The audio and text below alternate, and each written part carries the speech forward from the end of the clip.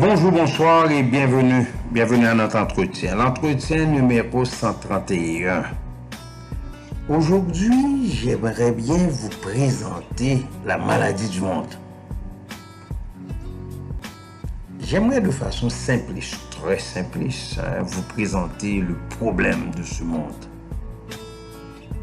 Le gène de ce monde, cet embarras, la peine qui ronge, cette peine qui ronge le monde, le mal de ce monde. Et remarquez bien, c'est la maladie du monde entier, la maladie de tous les pays qui existent dans ce monde. Ce n'est pas d'un pays, je ne parle pas d'un pays en particulier, mais c'est le monde. Cette maladie est le moi, l'individualisme, l'égoïsme, l'égocentrisme, le narcissisme. Cette maladie qui se manifeste par l'insensibilité, l'indifférence, le désintéressement, le détachement, même le dédain. Pourtant, l'être humain est un organisme vivant, cohérent.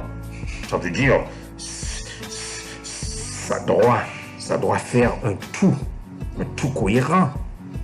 Le corps de l'être humain se compose d'organes. Les organes contiennent des cellules. Et remarquez bien, on peut même parler des cellules, des atomes, mais tout cela pour vous dire que tout ça constitue un tout. Il y a une interrelation continuelle.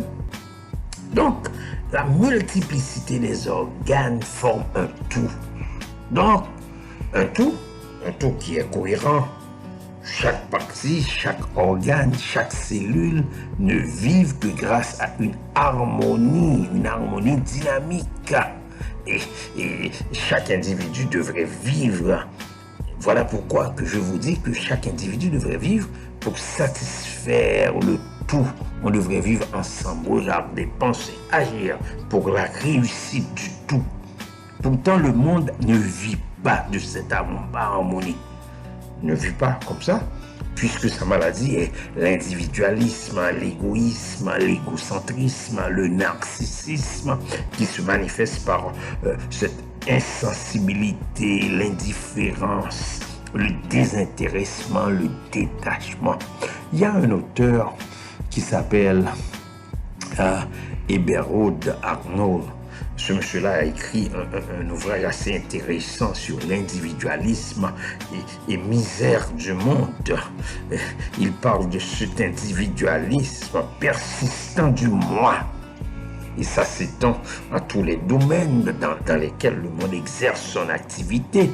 Quand l'individu ne fait plus sienne la misère du monde, quand il se focalise seulement sur ses problèmes, sur ses difficultés, sur ses obstacles, et oublie les autres, quand il se soucie que de lui-même, sans penser aux autres, sans penser aux problèmes des autres, aux difficultés des autres, aux obstacles, quand sa propre existence passe avant tout le reste, quand finalement il ne recherche que son épanouissement et son bonheur en oubliant les autres, quand il ne sait plus reconnaître ni mesurer les besoins des autres et du monde, quand il accumule ses richesses personnelles sans égard aux autres, il devient un dangereux parasite.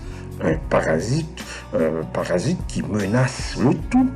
Un individu qui se coupe de l'ensemble de la société, quelqu'un qui n'a plus conscience de l'unité du réel.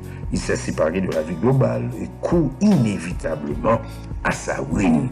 Et sa mort restera marquée par son individualisme, son égoïsme ou son égocentrisme, son narcissisme et son infidélité. Et il risque fortement de répandre des germes mortels d'infection. Et regardez bien, chers amis, pourtant la Bible nous demande de vivre en harmonie. La Bible déclare que les chrétiens de l'Église primitive n'avaient qu'un cœur et qu'une âme. Hein? Ça veut dire que c'était des gens qui vivaient en pleine harmonie. Hein? Et là, il n'y avait parmi eux aucun indigent. Tous ceux qui possédaient les champs et les maisons les vendaient, apportaient le prix de ce qu'ils avaient vendu et le déposaient aux pieds des apôtres. Maintenant, écoutez, je ne vous demande pas d'aller vendre tout ce que vous avez là, tout ce que vous possédez pour aller les partager aux autres. Mais laissez-moi vous dire une chose. Ne prenons pas tout. Laissons un peu du tout aux autres. Clébert Jean-Charles vous a parlé. Au revoir et à bientôt.